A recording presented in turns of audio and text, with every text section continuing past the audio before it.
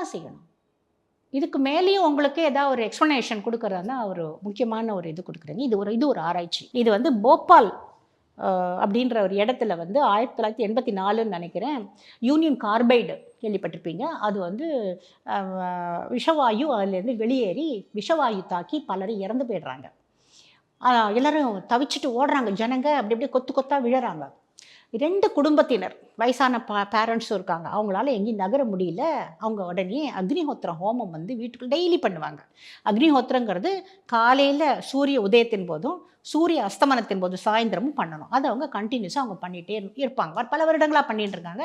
இன்னும் பண்ண தெரியல, என்ன தெய்வத்தை என்ன கேட்கறதுன்னு தெரியல, ஒன்றும் தெரியாமல் மறுபடியும் அந்த ஹோமத்தை பண்ண ஆரம்பிக்கிறாங்க. அந்த 2 வீட்டில் இருந்தவர்களுக்கும் ஒன்றுமே ஆகலை. அந்த போபால் கேஸ் ட்ராஜடி முடிஞ்ச உடனே உலகம் முழுக்க இந்த நியூஸ் போகிறது. அது எப்படி எல்லாரும் இறந்தாங்க, இந்த 2 பேர் வீட்டில் மட்டும் ஒன்றும் ஆகலைன்ன உடனே வெளிநாட்டிலிருந்து, குறிப்பாக ஜெர்மனி, ஐரோப்பா பண்ண இடத்துல பல இடங்கள்லேருந்து ஆராய்ச்சியாளர்கள் வந்து பார்த்தப்ப தான் இந்த ஹோமத்தில் ஏதோ ஒரு எஃபெக்ட் இருக்குது அப்படின்னு சொல்லிட்டு அந்த ஹோமத்தை வந்து அவங்க டெஸ்ட் பண்ண ஆரம்பித்தாங்க. அப்படி வந்து டெஸ்ட் பண்ணுறப்ப நீங்கள் இப்பயும் அந்த அக்னிஹோத்ரா நிறைய பிராமின்ஸ்லாம் பண்ணுறாங்க, எல்லாம் இருக்குது. அதில் பல மந்திரங்கள் இருந்தாலும் அதில் குறிப்பாக எது ஒவ்வொன்றுத்துலையும் அங்கே டெஸ்ட் பண்ணிகிட்டே வரப்போ குறிப்பாக ஒரு 2 மந்திரங்கள் சொல்கிறப்ப தான் ஒரு 100க்கும் மேலான ஆக்சைட்ஸ் வந்து ரிலீஸ் ஆகுது.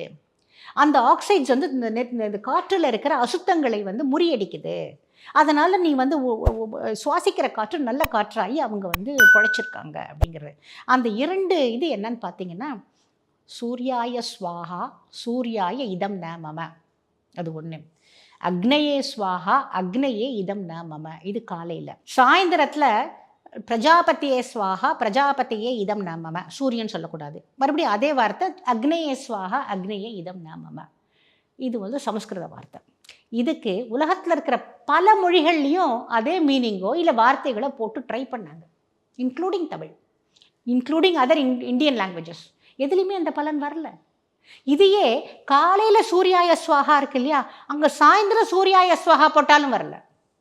அப்போ அந்த வார்த்தைக்கு ஒலிக்கு ஏதோ ஒரு அது இட் மேக்ஸ் சம் வைப்ரேஷன், ஏதோ காற்றில் ஒரு சேஞ்ச் பண்ணுறது. அதுதான் நம்ம இந்த ராகத்தில் சொன்னேன் இல்லைங்களா, ஒவ்வொரு இதே ஸ்வரங்கள் ஒவ்வொரு ராகமும் ஒவ்வொரு மாதிரி பாடுறப்ப உங்களுக்கு வேறு விதமான பலன் வருது. அப்படியே நம்மளை பிரம்மத்துக்கு தூக்கிட்டு போகுது. நாத பிரம்மங்கிறது அதில் தான் உங்களுக்கு கிடைக்கிறது.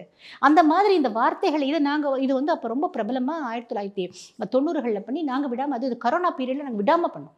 கரோனாக்கு எல்லாரும் பயந்துட்டு இருக்கிறப்ப அதுக்கான ஆராய்ச்சி கட்டுரைகள்லாம் போனேன். அப்போ அது என்ன ஆறுது, இப்போ கரோனா நம்மளுடைய சுற்றி இருக்கிற ஏதாவது மைக்ரோப்ஸ் இருந்ததுன்னா அதை வந்து ஏதாவது அழிக்கிறதா, என்ன செய்யுது, அதெல்லாம் கூட நான் வந்து பல ஆராய்ச்சி கட்டுரைகள்லாம் எடுத்து நான் வந்து போட்டிருப்பேன் பாருங்க. ரொம்ப நிறைய வேலையில்லா போன ஒரு விஷயம் அது. விடாமல் நாங்கள் வந்து 2 வேளை பல வருடங்களும் பண்ணேன்.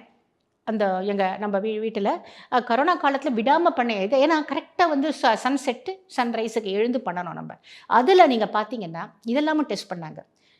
எல்லா ஜாதியினரையும் வச்சு டெஸ்ட் பண்ணாங்க, ஆணா பெண்ணா வச்சு டெஸ்ட் பண்ணாங்க. அதுலலாம் சேஞ்சே வரல. எந்த ஜாதிக்காரங்க, சின்ன குழந்தை, சின்ன பையன், பெரியவங்க, வெளிநாட்டுக்காரங்க, உள்நாட்டுக்காரங்க, யார் பண்ணாலும் வித்தியாசம் வரல.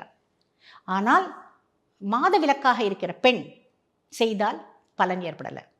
மாதவிலக்காக இருக்கிற பெண் அந்த பாத்திரத்தை, அந்த செப்பு பாத்திரத்தெல்லாம் தொட்டாலும் ஆகலை. பக்கத்தில் இருந்தால் ஒன்றும் ஆகலை. அவள் அதுக்கு பக்கத்துலேயே ஒரு அடிக்குள்ளே தான் உட்காந்துருக்காங்க, ஆனால் ஒன்றும் ஆகலை. ஆனால் இந்த மந்திரத்தை இந்த வழியில் சொன்னால்தான் பலன் ஏற்பட்டதுன்னு பார்க்குறப்ப நீங்கள் என்ன சொல்லுவீங்க? நீங்கள் ஏன் அதை சமஸ்கிருதம் என்று பார்க்கிறீர்கள்? அது வந்து ஒரு ஒளி பிழம்பு. இறைவன் எப்படி இருக்கான்னு நினைக்கிறீங்க? இறைவன் வந்து சப்த வாயுக்குள்ளே இருக்கான்னு தான் உங்களுக்கு வரும்.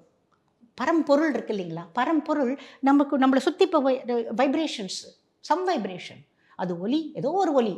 அது வந்து என்ன, நம்மளால் டிடெக்ட் பண்ணக்கூடிய ஒலி, டிடெக்ட் பண்ண முடியாத ஒலி, ஏதோ ஒரு ஒலி. அந்த ஒலியில் தான் உங்களுக்கு பவர் ஏற்படுறதுங்கிறதுக்கு அந்த அக்னிஹோத்திர ஹோமமே சாட்சி.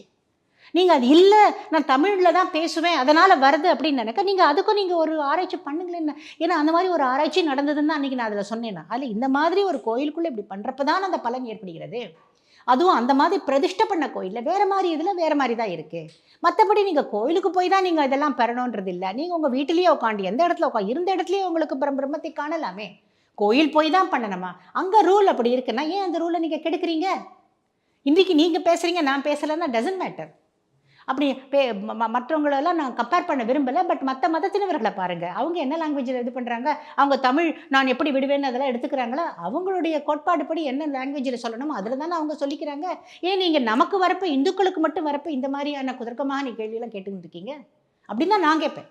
இல்ல மற்ற மதத்துல இப்போ அவங்கலாம் உருதுன்னா அந்த ஒரு மொழி இருக்கு. நமக்கு பல மொழிகள் இருந்துட்டு இருக்கிறதுனால போகட்டுமே, தானே கொஞ்சம் பிரச்சனை. தெய்வத்தை கும்பிடுவதற்கு அவர்கள் என்ன மொழியை உபயோகப்படுத்துகிறார்கள்? ஏன் அதில் நீங்கள் போய் உள்ள போய் நுழையிறீங்களா? ஏன் நாங்கள் மட்டும் இளிச்சவாயர்களா? எங்க கிட்டக்கு வந்து நீங்கள் இன்டர்ஃபியர் பண்ணுறீங்க? மேம்